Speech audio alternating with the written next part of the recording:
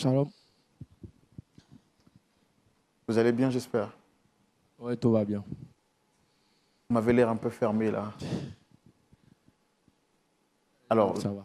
je rappelle que vous êtes Monsieur Sébastien. Oui, monsieur Sébastien. D'accord. Moi, je suis Roland Sambo, présentateur de l'émission Point d'accord. Vous avez le pasteur Jean-Yves Tchoumou qui est là. Et vous avez été sollicité sur le plateau par cette dame juste en face de moi. Comme je demande à tous ceux qui viennent sur le plateau, est-ce que vous la reconnaissez?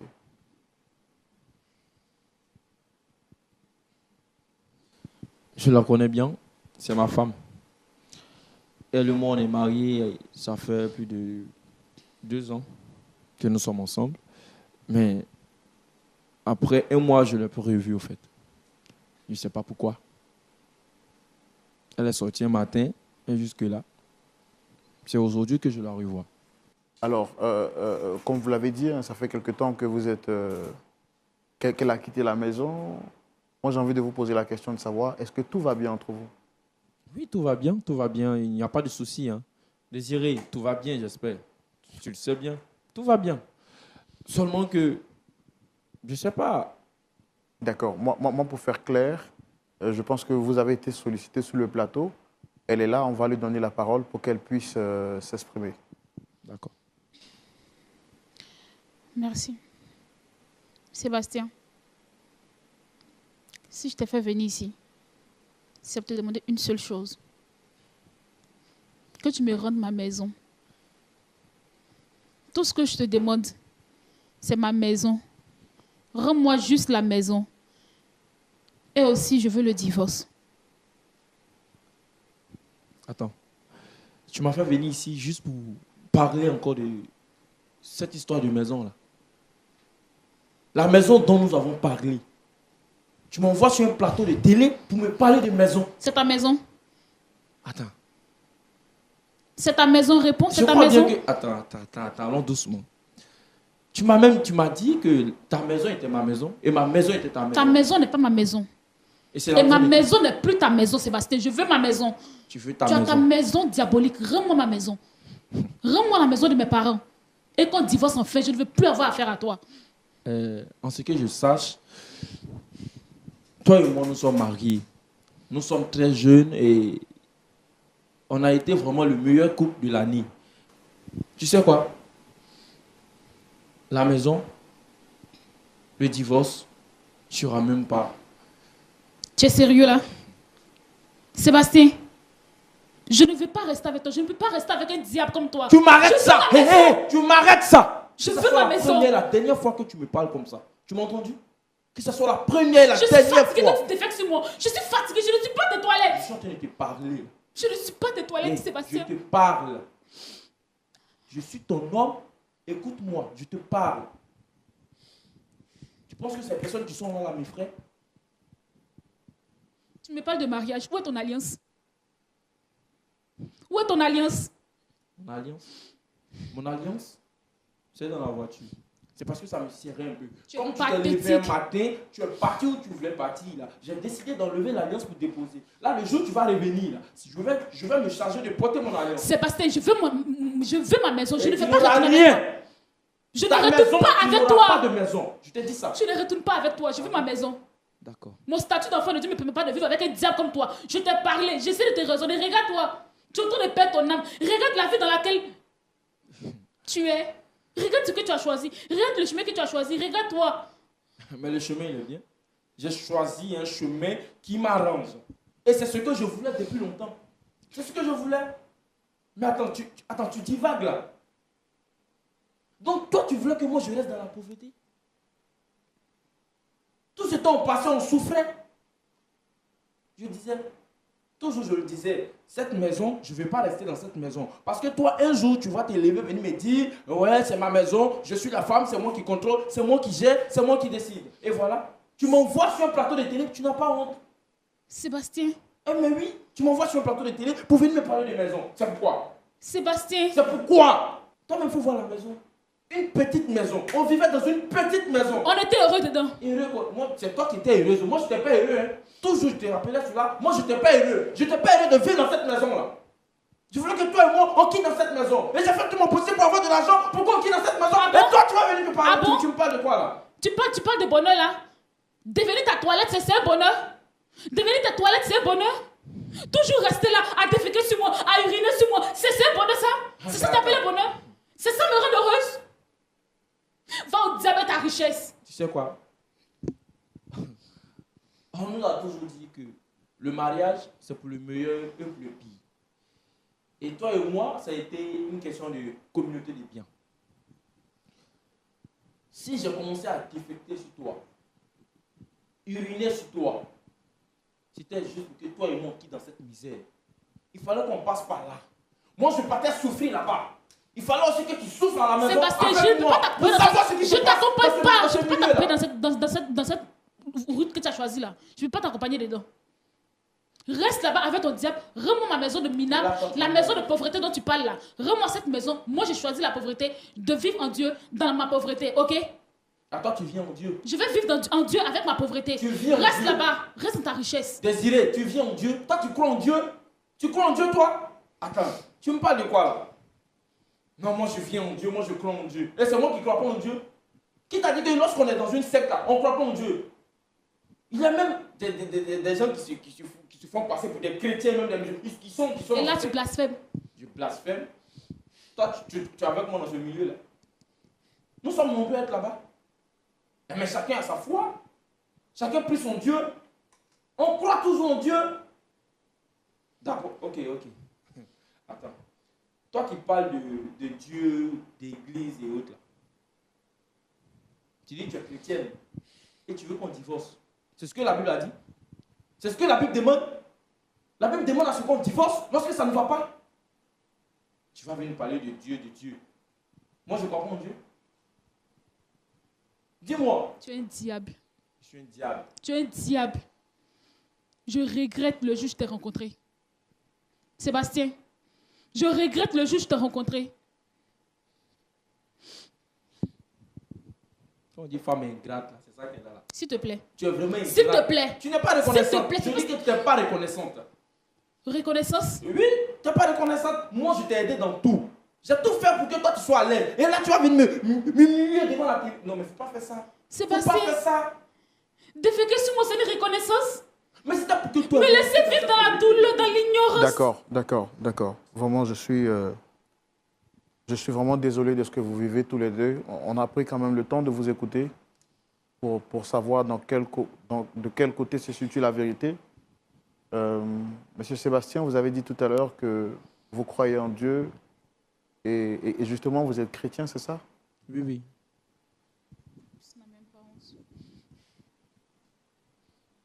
Pourquoi avoir fait le choix de rentrer dans cet environnement qui rend malheureuse votre partenaire de vie?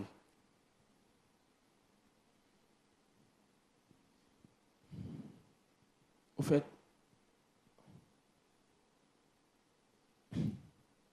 depuis longtemps, je vivais dans la misère. Et réellement, c'était difficile d'avoir... C'était très dur de vivre, au fait. On n'arrivait pas à joindre les deux bouts. Mon boulot ne me permettait pas de pouvoir gérer. À peine on mangeait. Comment faire pour trouver de l'argent pour pouvoir même acheter des vêtements pour elle? J'arrivais pas. J'avais pas les moyens. Mais c'est elle qui organisait les sorties, on fait ceci, cela. En tant qu'un homme, j'ai ma dignité. J'ai ma dignité. Donc moi, j'ai décidé comme ça d'appartenir à ce mouvement pour que elle et moi, on puisse vraiment vivre à l'aise. Vous voyez? Les gens ont tendance à dire que lorsqu'on va dans ce genre de milieu, on n'arrive pas à être à l'aise, mais c'est faux. On vit la vie. On vit la vie. Sur cette terre-là, il faut vivre. Et moi, je pense que ce choix que moi j'ai fait, vraiment, je ne regrette rien. Parce que c'est ce que je cherchais depuis longtemps. L'argent, je voulais l'argent. Est-ce que le salut de votre âme vous préoccupe? Effectivement, je prie Dieu. Et je sais, et même dans ce secte, on est appelé aussi à aller au paradis, là. Donc, je dirais que oui. D'accord, j'ai pris le temps de vous écouter. Je ne suis pas la personne la mieux indiquée pour nous départager à la lumière de la parole de Dieu, vu que vous estimez que pour vous, c'est justement justifié de rester dans cette position. Votre épouse demande le divorce, veut avoir la récupération de la maison qui est son dû. Ben, justement, le pasteur Jean-Yves Tchoumou est la personne la mieux placée pour nous trancher à la lumière de la parole. Et ça sera tout de suite dans la rubrique à la loupe de la parole. Pasteur Tchoumou. Oui, mon frère Roland. Voici la situation face à laquelle nous sommes. Je pense que vous l'avez suivi de bout en bout avec moi. Qu'est-ce que vous avez à dire? Merci beaucoup. En tout cas, c'est une histoire qui glace. Nous avons tous froid ici en écoutant ce qui se passe sur le plateau. Merci de me donner la parole. Ma fille, je ne vais pas te demander si ça va, parce que je vois ta détresse. Tu as dit que tu es orpheline. Donc, tu étais déjà en conflit avec tes parents par rapport à la maison. Donc, actuellement, il n'y a pas quelqu'un qui puisse te défendre pour récupérer ta maison. Ce que tu veux, avec tout ce que tu subis à la maison, c'est que tu veux le divorce et tu veux récupérer ta maison. Est-ce que à ton pasteur, tu as déjà parlé de divorce? Parce que j'ai écouté le frère Roland dans la discussion qu'il a eue avec toi. Mais est-ce que quand tu as demandé l'intervention du pasteur, tu lui as également signifié que tu voulais deux choses, récupérer ta maison et divorcer? Est-ce que tu as déjà suggéré ça à ton pasteur? J'ai dit au pasteur que je voulais récupérer ma maison. Mais par rapport au divorce, je n'ai pas pu lui parler de ça. D'accord. Est-ce que c'est ça que tu veux vraiment? Monsieur, pasteur, c'est mieux d'être sans mari que de vivre avec un diable. Je préfère rester célibataire que d'épouser un démon. Mon mari n'est plus le même. Il n'est plus le mari que j'ai épousé. Là, il n'est plus lui. C'est tout un démon qui est assis là. Pasteur, voulez-vous que je reste avec un homme qui défecte sur moi? Qui me prend pour ses toilettes? Un homme qui n'adore pas Dieu, mais plutôt qui préfère adorer le démon? Non. D'accord, j'ai compris. Sébastien. Oui, pasteur. Je vous ai vu vraiment discuter. Hein? Vous avez discuté véritablement. La fille là. Et tu n'as pas nié. Tu n'as pas nié. Ce qu'elle te reproche là, tu n'as pas nié. C'est vrai que tu défectes sur elle? Est-ce que c'est vrai? Oui, au fait, je le faisais. Peut-être juste pour qu'on sorte de cette misère. Voilà. C'était pas pour lui faire du mal. C'était pour qu'elle et moi, vraiment, on soit vraiment à l'aise demain. Et c'est ce que j'ai fait. Je ne pouvais pas tout lui expliquer, au fait. Parce que si je venais... Bon, maintenant, qui t'a dit que quand on sert le diable, on va au paradis aussi? Qui t'a dit ça?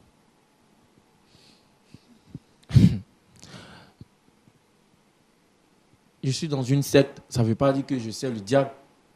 Une secte, est-ce que c'est forcément le diable qu'on sert là-bas? Qui on sert là-bas? Qui on sert là-bas? On sert quelqu'un, mais ce n'est pas le diable, au fait. Oui, moi, je veux savoir c'est qui on sert là-bas. Parce que moi, je n'ai pas encore vu dans la Bible un verset biblique qui dit qu'il faut déféquer sur sa femme, il faut déféquer sur le lit. Bon, je n'ai pas encore vu ça dans la Bible. Hein. Donc, moi, je veux savoir de qui tu obtiens ça, qui tu sers là-bas, et quel est le chemin que tu as emprunté.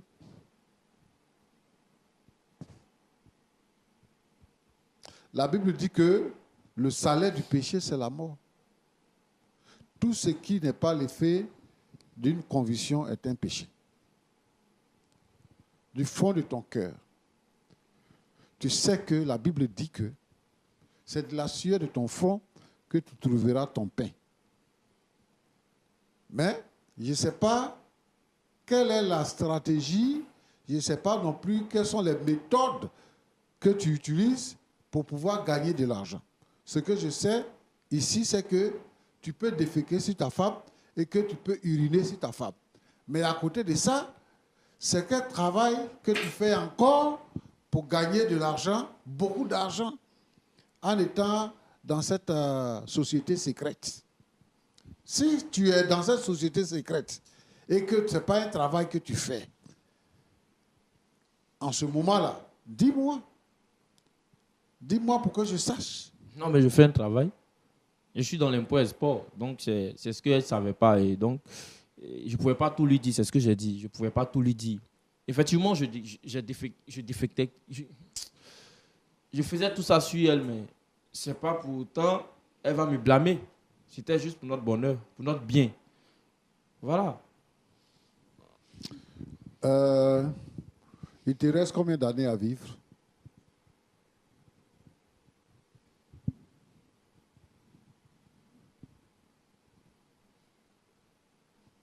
Tu sais ça au moins, non? Il te reste combien d'années à vivre? Ça vaut la peine de répondre à cette question. Oui, c'est pour notre... Là, nous sommes sur un plateau de télé, je ne peux pas répondre à ça. C'est impossible pour moi de le dire. La Bible dit que certes, il y a un homme de gagner le monde entier s'il perdait son âme. Si toi, tu peux avoir l'argent maintenant, avoir une vie de rêve, c'est toi qui vis ta vie, c'est toi qui la connais. Avoir de l'argent, vivre une vie de rêve et que tu perds ton âme. Ici, bas là, si on a trop vécu, c'est 90 ans. Pour nous, ici en Afrique. Si on a trop vécu, c'est 90 ans. Sinon, on meurt avant ça. Et quand tu meurs, c'est pour l'éternité. Et si tu meurs, que tu n'as pas le Seigneur Jésus-Christ dans ta vie, tu vas en enfer pour l'éternité. La Bible parle de ça comme le lieu où il y a les grincements de dents, où il y a les douleurs. Et toujours. Pour l'éternité. Mais, si tu acceptes le Seigneur Jésus, que tu marches avec le Seigneur, la Bible dit que tu as la vie éternelle. Tu vas vivre dans la félicité. Même si tu n'as pas une vie de rêve sur la terre, tu seras toujours avec le Seigneur. Moi, je veux te décourager. Actuellement, il y a deux choses qu'on peut faire ici sur le plateau.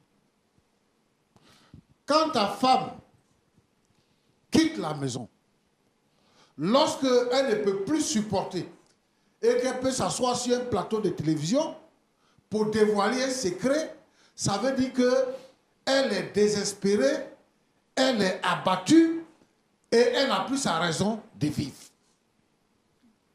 Et tu peux comprendre aussi que c'est une femme qui t'a aimé. Elle t'a donné ce qu'elle avait de plus cher. Elle a accepté de t'épouser. Et deuxièmement, tout le bien que ses parents lui ont légué, elle a accepté de te donner ça. Le plus important, c'est d'être dans une maison. Vous êtes dans une maison. Moi, je ne connais pas ton niveau à l'école. Je ne sais pas quel travail que tu fais. Mais il faut apprendre à se contenter de ce qu'on a. On peut être pauvre aujourd'hui, à force de travail, on peut devenir quelqu'un demain. Mais on ne brûle pas les étapes. On ne va pas se donner à la sorcellerie parce qu'on veut des biens. Roland, aujourd'hui notre société est détruite.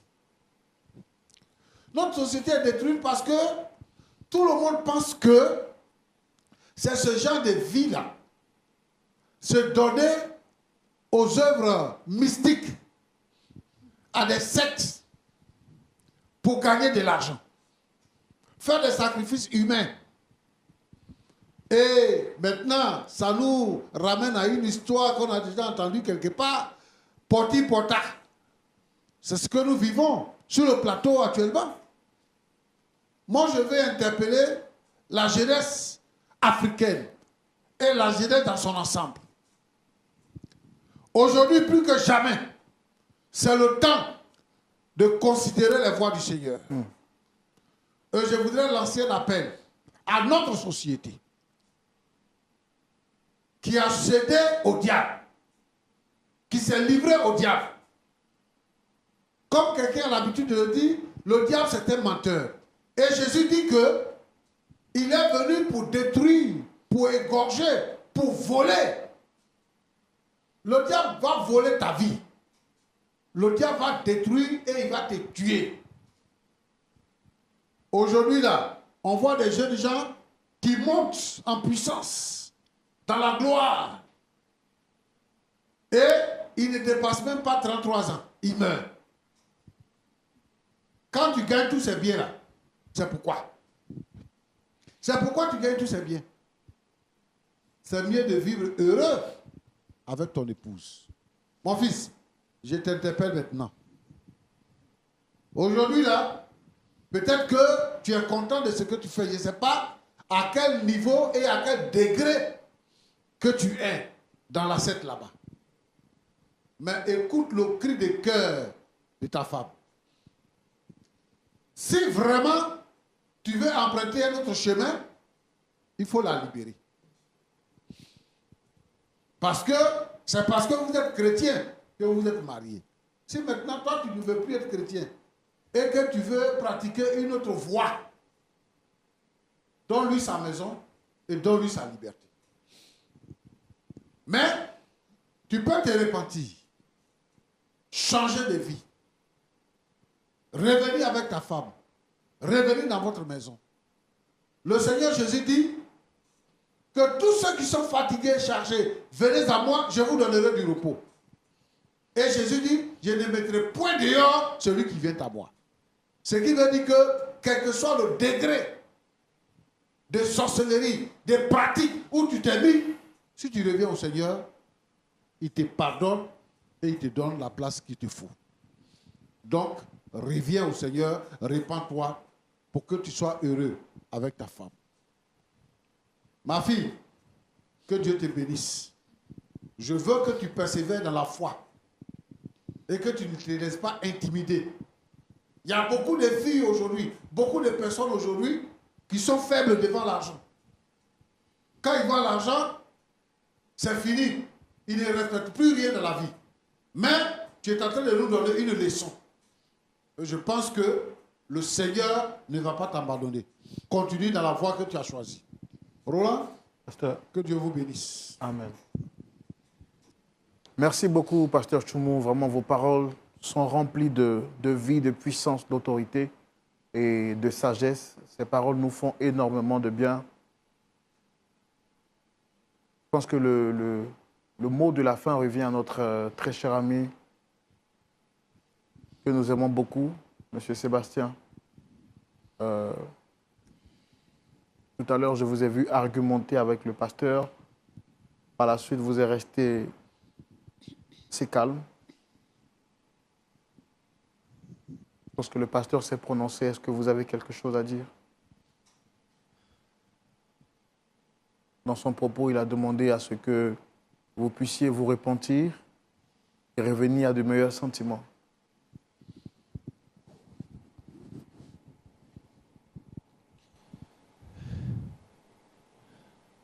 C'est impossible. Je ne peux pas revenir. En fait, le degré où je suis arrivé, c'est impossible de faire retour. Je ne peux plus retourner. J'ai choisi cette voie, donc je vais l'assumer. Et c'est ce que je peux faire. Voilà. Peut-être je vais la libérer, mais moi, je vais continuer. S'il y a moyen de prier pour moi, qu'il le fasse, mais c'est déjà tard, en fait. Voilà. Parce que là, maintenant, C'est tard. C'est plus la peine. Vous dites que pour vous, vous croyez qu'il est tard, mais le pasteur l'a dit que à Dieu tout est possible. Je dis le niveau est trop, c'est trop élevé même. Là où je suis arrivé, c'est pas possible. Je crois pas. Je suis pas sûr même que je...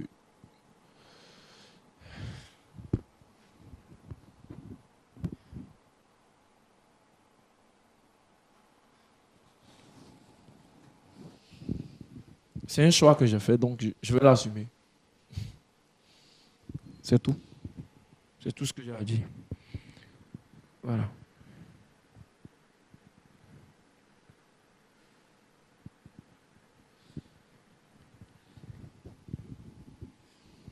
C'est votre dernier mot, vous n'avez plus rien à rajouter?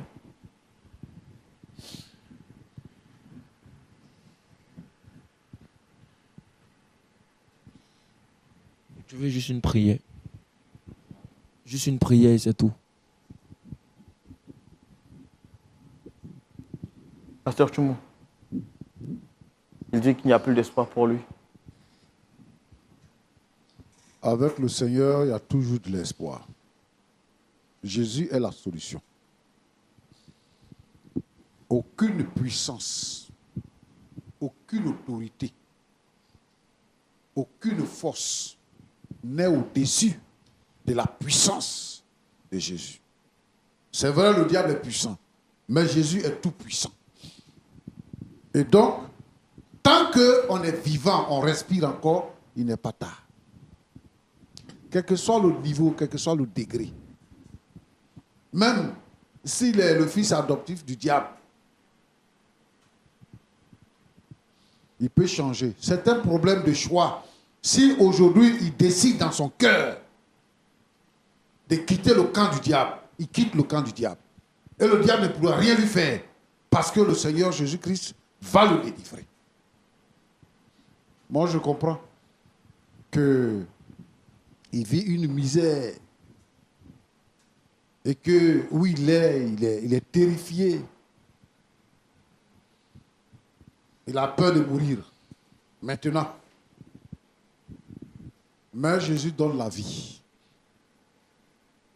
Il dit qu'il donne la vie en abondance. Non seulement tu as la vie, mais la vie déborde en toi, comme une source d'eau qui déborde. Moi, je demande à Sébastien, c'est inutile de dire juste une prière. Ce n'est pas juste une prière. La puissance de la prière déplace les montagnes, brise les rochers et ouvre la porte du ciel. Il a aujourd'hui l'occasion d'accepter le Seigneur et de se repentir. Et tous ceux qui m'écoutent, qui sont entrés dans des sectes, et maintenant qui pensent que c'est trop tard pour eux, il n'est pas trop tard tant que tu es vivant. Et je veux maintenant que vous puissiez accepter le Seigneur Jésus-Christ. Nous allons prier pour que la situation change.